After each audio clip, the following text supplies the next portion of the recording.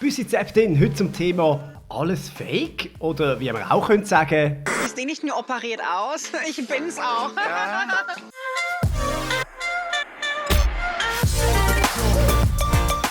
Alles nur Fake. Das ist auch die Botschaft, die viele mittragen, die Samstag für Samstag auf irgendwelchen Plätzen in der Schweiz gegen die Massnahmen zur Eindämmung vom Coronavirus demonstrieren. Ich habe genug von diesen Lügen. Was meinen Sie mit Lügen? Das Corona, das ist ein absoluter Witz. Keinerlei Angst. Und wenn eine zweite Welle kommt, was ist das, die zweite Welle? Was das schon sicher nicht. Was ist das? Wenn anstatt 2 pro Woche 20 pro Woche krank werden, oder? Da geht noch mehr. Oder die Zahlen sind lächerlich. Es ist keine Pandemie, es ist der pure Wahnsinn. Und sämtliche Massnahmen, die ergriffen worden sind verfassungswidrig. Und zwar aufgrund von dem, weil die Fakten nicht wirklich transparent geprüft worden sind. Ja, ist das denn wahr? Nein, ist es nicht. Wer es nicht glaubt, kann mein Video schauen gehen. Und darum auch danke an all die im ÖV eine Maske anlegen und so andere schützen. Also danke vor allem an die sie richtig anlegen. So nützt es natürlich gar nichts. Da machen die Masken nur dreckig, oder? Und so im Kinn. Das ist ein Traum. Herrlich, oder? Ja. Und bei euch ganz wichtig ist, dass sie nicht runterrutscht. Ja, Ich ja. sehe ein bisschen, Ja, sie ja. ist ein bisschen Luft. Ja, ja. Das fängt mich gerade ganz falsch. Ihr müsst schauen, dass sie über die Nase kommt. Mache ich das schon, wenn ich wieder in den Bus gehe.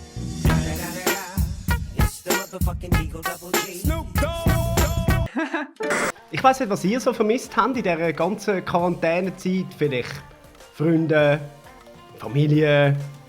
Oder auf was freust du dich jetzt am meisten? Ich freue mich mega, dass ich wieder shoppen darf und dass die Läden wieder offen sind. Das ist unglaublich. Weil es war wirklich richtig langweilig ohne Shoppen. Das löst vor allem Staunen aus.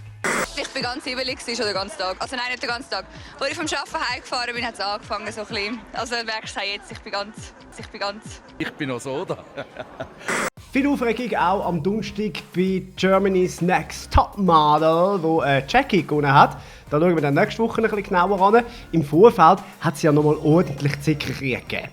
Jackie weiß ganz genau, weshalb Liana nicht ins GNTM-Finale gehört. Weil ich es extrem wichtig finde, dass die Finalistinnen zwischenmenschlich auch harmonieren und dass das Ganze funktioniert.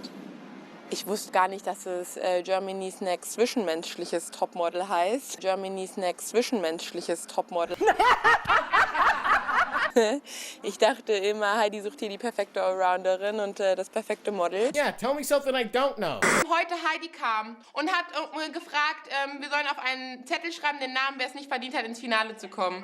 3-mal darfst du raten, was Jackie gesagt hat. Ich. Weißt du warum? Mit welcher Begründung? Ja, sie sagt so, weil Liana ist kein Vorbild, weil sie zwischenmenschlich mit niemandem klarkommt und mit allen angeeckt ist. Ja, es ist schon krass.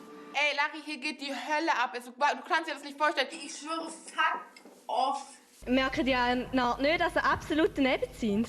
Ich habe mich zu 1000% confident gefühlt. Wie $1 Million habe ich mich gefühlt. You looked a bit cheap.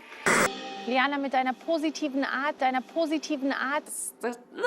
irgendwas kann da nicht stimmen. Ziehst du wirklich alle in deinen Bann? Dein Ernst?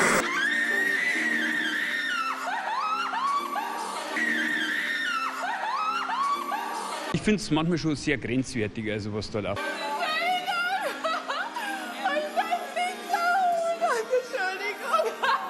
Also manche Leute übertreiben da schon ziemlich arg. Gibt's den Blödsinn immer noch? Ja, wobei wir es ja eigentlich schon hinter uns haben. Apropos. Und hinter euch etwas ganz Spezielles.